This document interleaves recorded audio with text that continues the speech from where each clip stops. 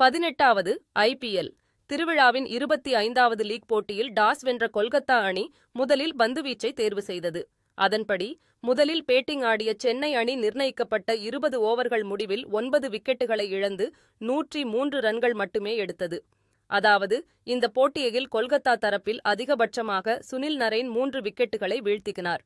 இதைத் தொடர்ந்து 104 ரன்கள் எடுத்தால் வெற்றி என்ற எளிய இலக்கை நோக்கி களம் இறங்கிய கொல்கத்தா அணி 10.1 ஓவர் முடிவில் 2 விக்கெட்டுகளை மட்டும் இழந்து 107 ரன்கள் எடுத்தது. இதன் மூலமாக 8 விக்கெட்டுகள் வித்தியாசத்தில் சென்னை அணியை வீழ்த்தி கொல்கத்தா அணி அபார வெற்றி பெற்றது.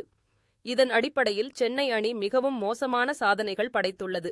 அதாவது முதல் முறையாக சேப்பாக்கத்தில் மிக குறைவான ஸ்கோரை பதிவு செய்தது.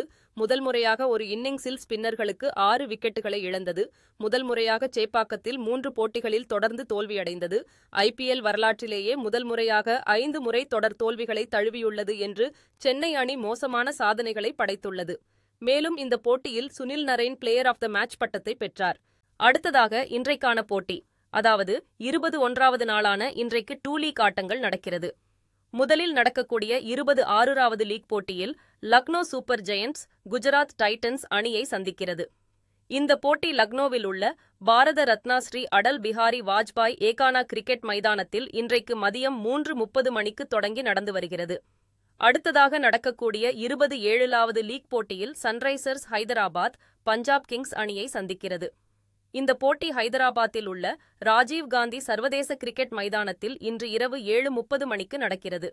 இவ்விரு அணிகளும் இதுவரை 23 முறை நேருக்கு நேர் மோதியிருக்கின்றன. இதில் 16 முறை ஐதராபாத்தும் 7 முறை பஞ்சாப்பும் வெற்றி கண்டுள்ளன. எனவே சமபலம் வாய்ந்த 2 அணிகளும் களத்தில் இருப்பதால் இன்றைய போட்டி அனல் பறக்கும் என்று நம்பலாம்.